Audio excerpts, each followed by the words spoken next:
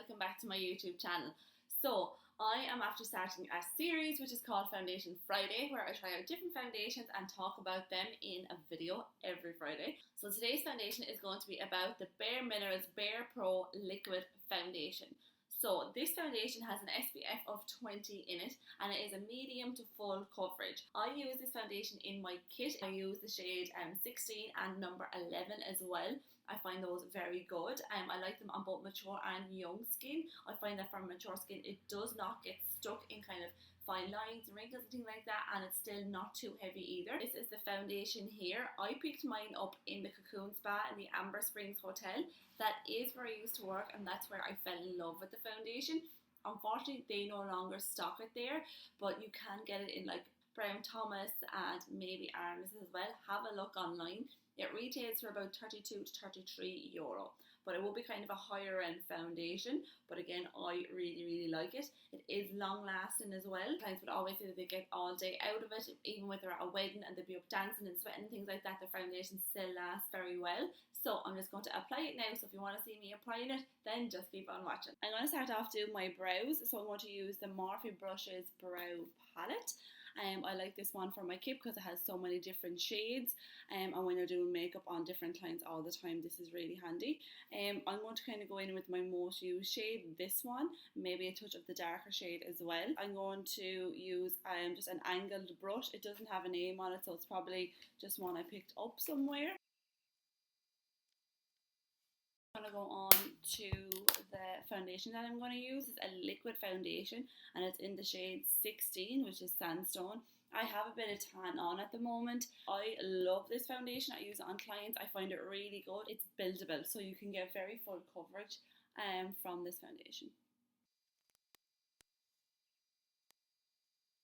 I forgot to mention the brush I'm using is a Real Technique one. It doesn't have a name on it, but it's just a flat foundation brush. And that's it there now. So as you can see, it's kind of medium coverage, but you could build it up absolutely to make it full. I'm just going to use it kind of as day to day, so it doesn't really bother me if it's not full coverage. But I really like it, and it doesn't feel really heavy on the skin as well.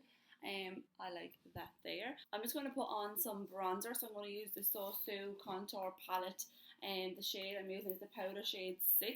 As you can see, this palette is well loved. I've hit pan kind of all over. I do need a new palette, but I'm kind of trying to hold off because I'm a devil for using the same thing all the time, whereas I think if I let this go I might use something else, but I probably won't. I know I'll definitely rebuy this. It's really good. I'm going to use a Cara Pharmacy brush. I'm just doing a light contour because just to warm up the face, because this is for just a day in makeup. For blusher, I'm going to use the Luna by Lisa palette. I'm going to use her corally kind of a blusher as well. I used to be a fan of such a bright blusher, but I find I'm trying to change things up a little bit and go in with like a little bit of a brighter blusher. I love a subtle blush, but I'm slowly working my way into this one. As you can see, that just gives a little bit of warmth to the face as well. On the apples of the cheeks, I used, actually I forgot again, the brush is a tapered blush brush from Penny's, nice and fluffy one there. This palette is really pigmented, so that's why I've literally like barely touched my brush in the powder and then gone in on my face. It's actually not picking it up on camera, but it's like really pink in real life. But yeah, that's why I only use a little bit of this. I normally use the Pippa palette and the blush in there, and it's very subtle, but I could use loads of that one because it's not as strong. But this one is very pigmented, and less is more. Moving on to lips, I'm going to use a Kiko pencil. This is a Smart Infusion lip pencil in the shade 505. It is kind of a, I don't know, a mauvey pinky kind of a colour, but I'm going to go in with this. Next, I'm going to go in with a Luna by Lisa, the Soft Katrine lipstick, just over it. And then lastly, I'm going to top it all off with another Luna by Lisa lip gloss. This is the Pink Ruby. I love her lip products. They're my favourite. I'm getting there on her face palette, but I love her lip glosses. And that's everything. I'm not going to put mascara on because I am a devil for touching my eyes, so I'm just going to leave everything off my eyes today. But I have used this foundation before. As I said, I use it in my kit. It's actually very well loved. It's dirty on the side there. But yeah, I love it. Clients love it. It's very long lasting and it is very full coverage. It covers more or less everything. I have areas where if I was going out, I would put more on just to make sure that it would cover everything. But from using this foundation, I know that it does that already. And again, I really like it. It doesn't feel heavy on the skin. So if you have tried this foundation before, please comment down below. I'd love to know your feelings on it.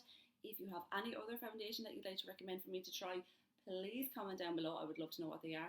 But thank you so much for watching. I have a good few Foundation Friday videos coming. Some are up, some are not. So thank you so much for watching. If you want to see more Foundation Friday videos, please like, comment, subscribe, and all that kind of stuff. But until then, thank you so much for watching, and I'll see you in my next one. Bye.